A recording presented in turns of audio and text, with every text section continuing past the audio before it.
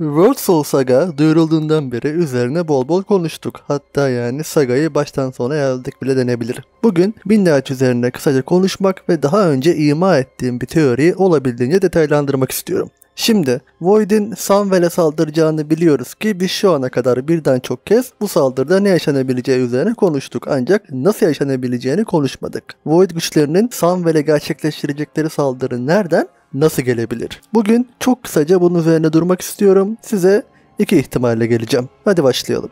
Hatırlarsanız size bundan yaklaşık bir ay önce Dragonflight'in hikayesini özetlediğim videoda şu görseli göstermiştim. Ya dikkatinizi çok çekmedi ya da ne kastettiğimi şıp diye anladınız, çünkü yorumlarda buna dair bir şey görmedim. Peki ne kastettim ben burada? Hadi gelin bakalım. Daha önce çok kez neden bahsettik? Aberus her ne kadar gelmiş geçmiş en kötü raid dişlerinden birine sahne olmuş olsa da Sarkaret bilerek ya da bilmeyerek başımıza bir saatli bomba bıraktı. Niye mi? Çünkü Aberus'un en derinlerinden Eltarion, Void'e dair sayısız araştırma yapmış ve laboratuvarının en aşağı katında dünyanın en derin katmanında özel bir yapı, oda inşa etmiş. Sarkaret'le savaştığımız odayı yani. Embers of Eltarion patch'i boyunca Void, Sarkaret'i ve takipçileri Sundered Flame Draktylilerini buraya çekmek için uğraştı ve başarılı oldu. Sarkaret, kaderinin burada yattığını düşündüğü için, babasının mirasını ele geçireceğini düşündüğü için Void'e teslim oldu. Bu odada bir dolu ilginç detay gizliydi. Yaklaşık bir sene önce üzerlerine konuşmuştuk ama tekrar kısaca özetlersek, Sarkaret'le savaştığımız boss odasında her şeyden önce bizi ufak çaplı bir Void ordusu karşılıyordu.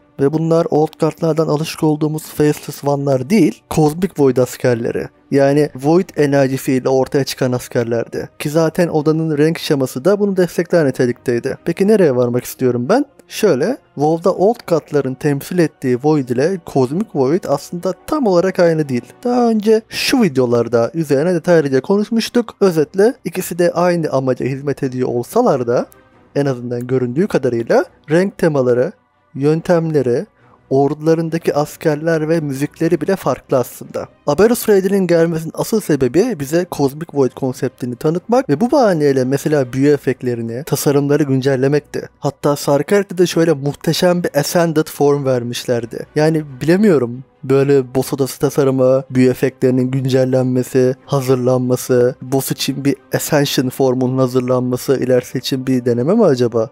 Acaba hangi boss fight'ı için? Bilemeyiz ki. Ki aslında Blizzard'ın isterse nasıl bir şey yapabileceğinin de kanıtı model bu arada. Devam edelim. Neticede boss fight'ı bittiğinde geride Cosmic Void'a açılan bir boşluk kaldı. Azeroth'un bu kadar derinlerinden Eltarion ne yapmış da Cosmic Void'i bizim düzlemimize böyle bağlamayı başarmış? O da Eltarion'un sayısız gizemlerinden biri olsun. Belki ne yaptığını saga sırasında öğreniriz. Şu an Dragonhans'ın tam altında Cosmic Void'a açılan bir kapı öylece duruyor. Tamam, güya o odaya açılan kapıyı kapamış ve başına Wrathi'nin ajanlarını dikmiş olabiliriz. Ama arkadaşlar, yani Wrathi'nden bahsediyordu burada. Bir ara Wrathi'nin hakkında da özel olarak konuşmayı planlıyorum ama şimdilik şunu diyeyim. Wrathi'nin her ne kadar temiz bir siyah ejderha olduğunu söylese de Embers of Eltarion sırasında nasıl saçmalayabildiğini gördük. O yüzden o kapının başında Wrathi'nin ajanlarının duruyor olması faydadan çok zarar getirebilir. Aklınızda bulunsun. Peki Dragonflight sırasında biz başka ne yaptık? Ejderha sürülerinin yemin taşlarını, Oathstone'larını yeniden aktive ettik, değil mi? Biri hariç Mother Oathstone Alexstrasza'ya cevap vermemişti. Biz de paket sonuna bakınca bunun sebebinin aspektlerin Titanların yolundan sapması olduğunu düşünmüştük. Ama ya... Five keys to open our way. Five torches to light our path. Five lanterns now darkened. The flame they seek will light the Master's way. Meşaleler yandı.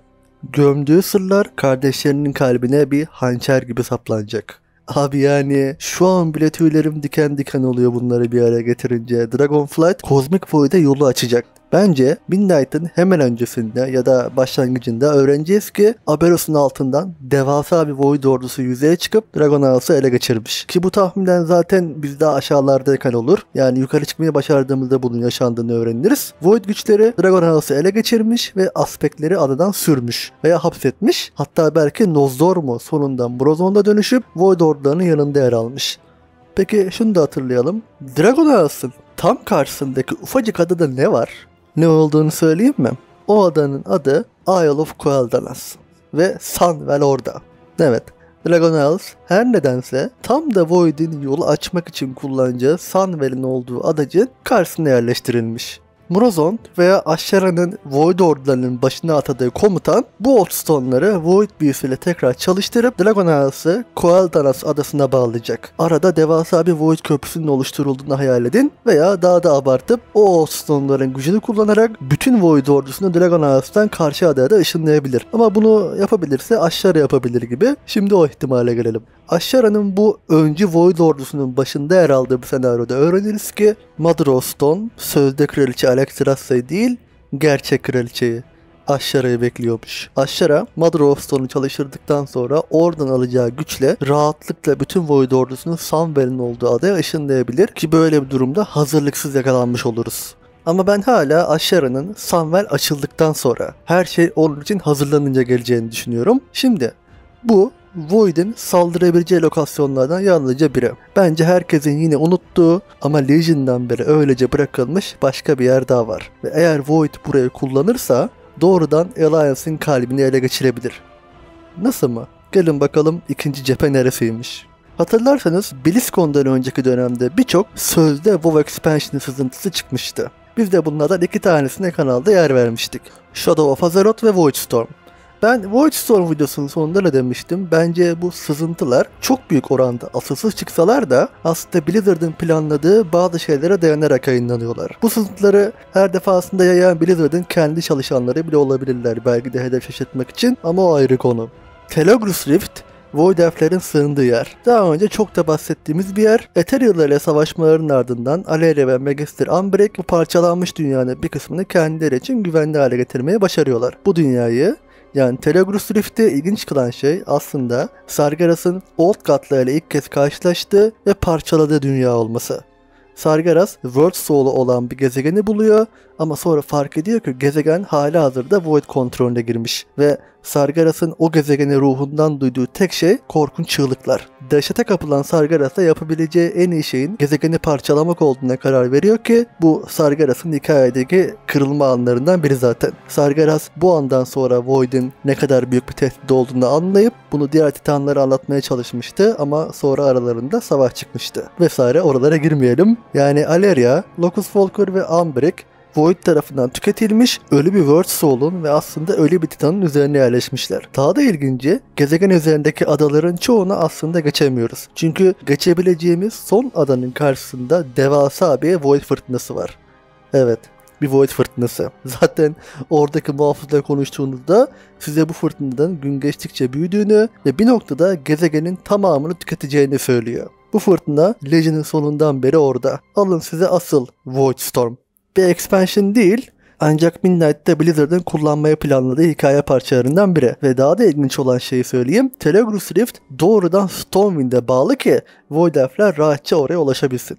Bence Ethereal'lar Midnight'in başlangıcında bu fırtınayı iyice güçlendirip Telegrus'u yutma noktasına getirecekler. Bu sırada Alleria bizimle beraber hala Khazalgar'da olur diye tahmin ediyorum. Umbric ve Locuswalker bu fırtınayı durduramayınca herkes o Void portalından atlayıp Stormwind'e geçecek. Arkalarından geçidi kapatma şansı bulurlar mı bilmiyorum. Bulamazlarsa BFA'da gördüğümüz Horrific Vision of Stormwind senaryosu gerçek olabilir. Ama geçidi kapasalar bile neticede tekrar açılabilir. Böylece Ethereal'lar bize bir nefes kadar uzakta oluşturdukları bu devasa fırtına ile bekliyor olurlar. Veya dediğim gibi doğrudan saldırıya da geçebilirler portaldan atlayıp. Şimdi Telegrus Rift'i kaybedince Void Elf'lerin yeni bir eve ihtiyaçları olacak değil mi?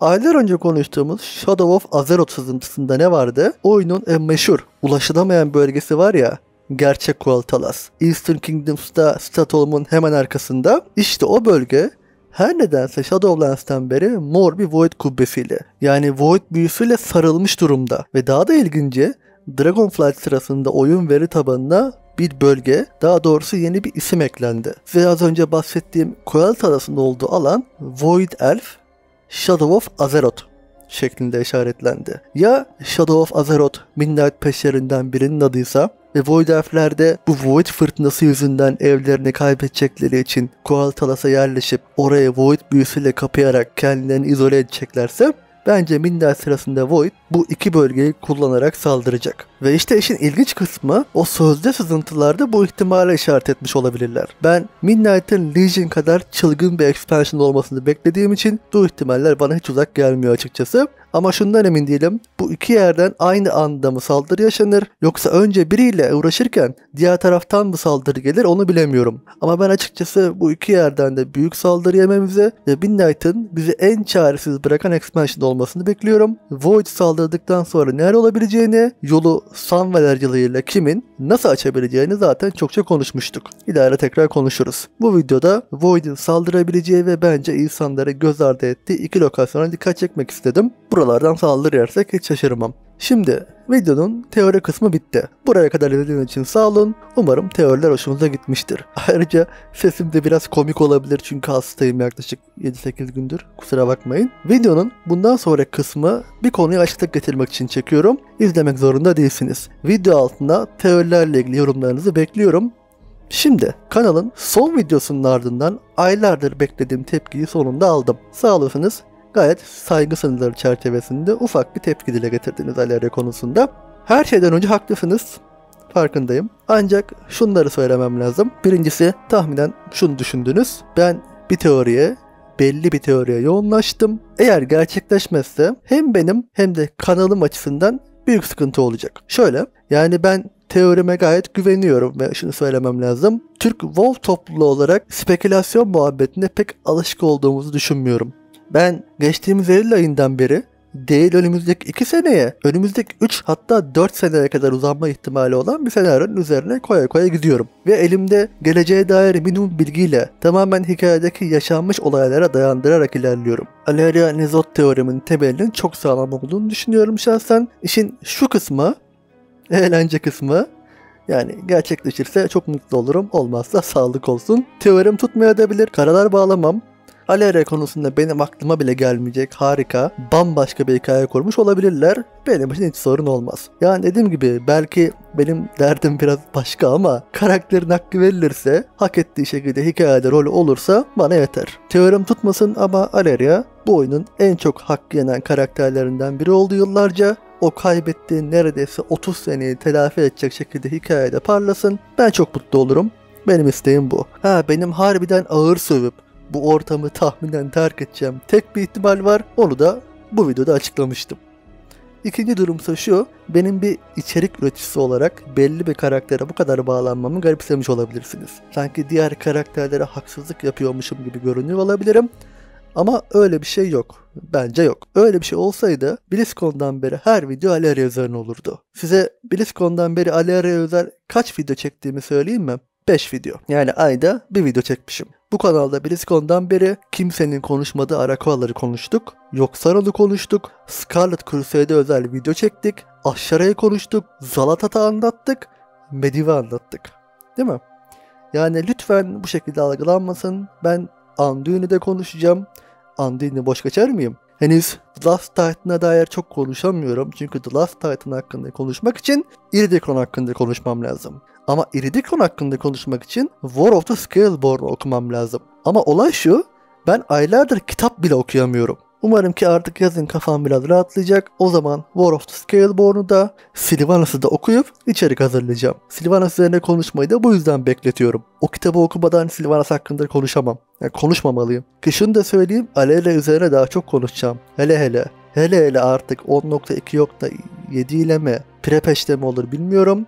Hikaye dönsün, ben biraz kontrolümü kaybedebilirim. O döneme kadar ayda bir video ile sınırlandırmaya çalışıyorum. Ama The War Within gelince dediğim gibi günah benden gider. Mesela Thrallion'a yoğunlaşmadım. Onu konuşacağız. Ethereal'ları konuşacağız. Artık umuyorum ki yakında 10.2.7 ve The War Within alfasını duyuracaklar ki üzerine konuşacak yeni konularımız olacak. Sire Denatrius ve Nartez'im konuşacağız ki o konuda vakti geldiğinde Taycan ile beraber yine gayet özel bir iş planlıyoruz. Merak etmeyin. Elun hakkında belki bir değil, birden fazla video çekeceğiz. Şunu da söyleyeyim kapatmadan. Benim World Soul Saga konusunda heyecanlı olma sebeplerinden biri de aslında geri planda kalan karakterleri şanslı arınma ihtimali. Yani sadece Aleria değil, geri planda kalmış bir sürü başka karakter de artık öyle ya da böyle öne çıkabilir. Lady Liadrin gibi, Kaalia gibi, Medivh gibi, Veresa gibi.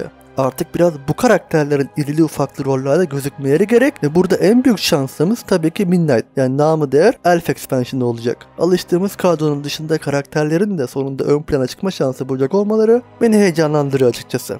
Evet, yani bu konuya ve potansiyel yanlış anlaşılmalara açıklık getirmek istedim. Merak etmeyin, konuşulması gereken herkesi konuşacağız. Kendimi kısıtlamaya çalışırsam kanalın tadı kaçar diye düşünüyorum. Ama dediğim gibi isterseniz aleyhine hikayeye dönene kadar çenemi kapayabilirim. Dediğim gibi bu son derece mantıklı tepkiyi bekliyordum. Umarım kimseyi kırmadan güzelce açıklayabilmişimdir. Bu kısmı dinleyen arkadaşlara çok teşekkürler. Videoyu umarım sevmişsinizdir. Ben gayet keyif aldım hazırlarken. Ne düşündüğünüzü yorumlarda okumayı bekliyorum. Dinlediğiniz için sağ olun. Saygılar, sevgiler.